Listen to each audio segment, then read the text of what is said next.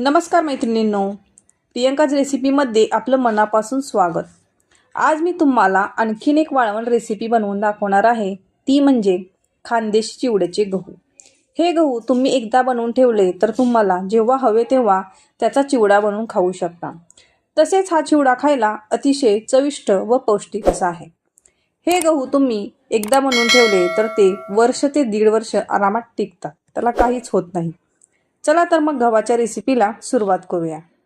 चिवड्याचे गहू बनवण्यासाठी इथे मी अशा प्रकारचा मोठा व जुना असा 1 किलो लोकवण गहू घेतलेला आहे। हा गहू मी स्वच्छ निवडून घेतलेला आहे। आता ह्याला भिजत घालूया। भिजत घालायच्या अगोदर मी हा गहू पाणी ओतून हाताने चोळून व धुवून घेत आहे, जेणेकरून गव्हाला लावलेली पावडर निघून जाईल। आता हा गहू मी स्वच्छ धुवून घेतलेला आहे। आता परत ह्यामध्ये मी भरपूर पाणी घालून भिजत ठेवत आहे। हा गहू आपल्याला 3 दिवस भिजवायचा आहे, म्हणजे रोज ह्यातील पहिलं पाणी काढून दुसरं पाणी ओतून ह्यामध्ये ठेवायचं आहे। आता बघा 3 दिवस झालेले आहेत।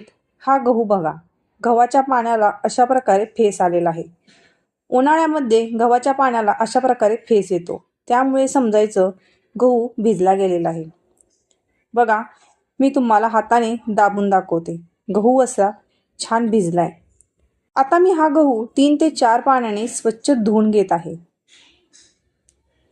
बघा, इथे मी हा गहू 3 ते 4 पाण्याने स्वच्छ धुवून घेतलेला आहे, जेणेकरून ह्याचा वास अजिबात येत नाही। आता मी इथे मोदकाची चाळण घेतलेली आहे व ह्यामध्ये हा गहू चाळणीमध्ये नितळायला ठेवून देत आहे। अशा प्रकारे ह्या गव्हामधील पाणी आपल्याला इथे नितळून घ्यायचं आहे। बघा, मी इथे 15 ते 20 मिनिटे हा गहू पाणी नितळायला ठेवलेला होता। ह्यातील पाणी अशा प्रकारे नितळलं गेलेलं आहे। आता मी गॅसवर एक मोठं पातेलं ठेवले व त्यामध्ये बघा मी भरपूर पाणी ठेवलेलं आहे। पाणी इथे गव्हाच्या दुप्पट ते 2.5 पट ठेवायचं आहे, जेणेकरून गहू यामध्ये सगळा बुडला जाईल। आता हे पाणी झाकून ठेवूयात, त्यामुळे ते पटकन उकळले जाईल। बघा, इथे ह्या पाण्याला उकळी फुटू लागली। आता ह्यामध्ये मगाशी पाणी नितळायला ठेवलेला गहू घालून घेऊयात।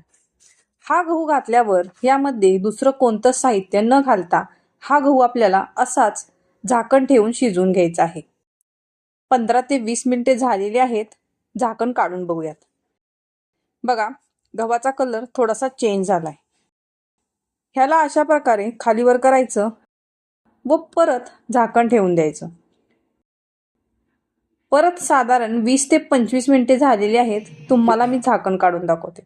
बघा, इथे गहू बऱ्यापैकी शिजला गेलाय, पण अजून तो शिजला पाहिजे। परत मी ह्यावर झाकण ठेवून देत आहे।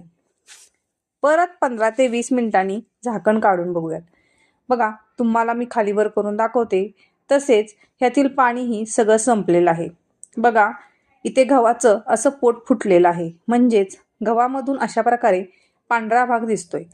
यावरून समजायचं गहू इथं शिजलाय। हा गहू शिजायला मोठ्या फ्लेमवर साधारण 1 तास लागलेला आहे। आता मी हा गहू परत मोदकाच्या चाळणीमध्ये काढून घेत आहे। शिजल्यावर हा गहू बघा अगदी दुप्पट तिप्पट होतो। मी इथे हा गहू काढून घेतलेला आहे, तो मी परत आता एका मोठ्या पातेल्यामध्ये काढून घेत आहे।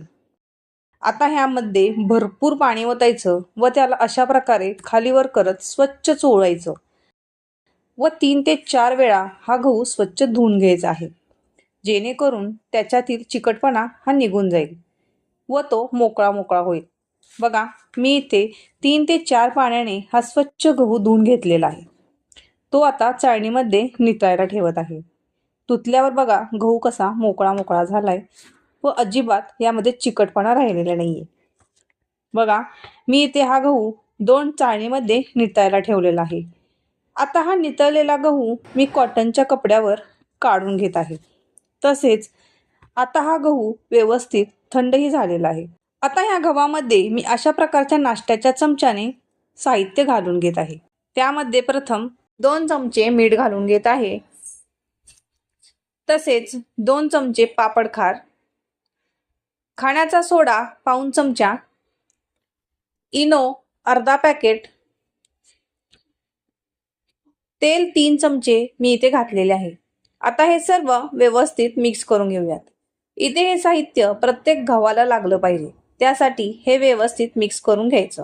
बघा, मी इथे हे व्यवस्थित मिक्स करून घेतलेलं आहे.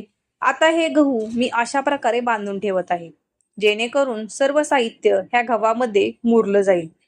मी हा गहू रात्रभर असाच बांधून ठेवणार आहे. दुसऱ्या दिवशी सकाळी हा गहू उन्हामध्ये वाळायला घालत आहे. बघा, कडकडीत उन्हामध्ये हा गहू 2 ते 3 दिवस छान वाळवून घ्यायचा. त्यासाठी असा हा कपड्यावर पातळ पातळ पसरून घ्यायचा. बघा, इथे हा गहू मी 2 दिवस कडकडीत उन्हामध्ये वाळवून घेतलेला आहे. व बघा, हा बघितल्यावरच समजतंय की छान वाळला गेलाय. हा तुम्ही प्लास्टिकच्या डब्यामध्ये किंवा स्टीलच्या डब्यामध्ये भरून ठेवला तर वर्ष 1.5 वर्ष आरामात टिकतो. शिवाय तुम्हाला जेव्हा हवा असेल तेव्हा त्याचा भाजून तुम्ही चिवडा बनवू शकता. खायला खूप खुसखुशीत लागतो. तसेच अशा प्रकारचा चिवडा घरामध्ये लहानांपासून मोठ्यापर्यंत सगळ्यांनाच आवडतो. तुम्हाला जर ह्या गव्हाच्या चिवड्याची रेसिपी हवी असेल तर मला कमेंट करून सांगा.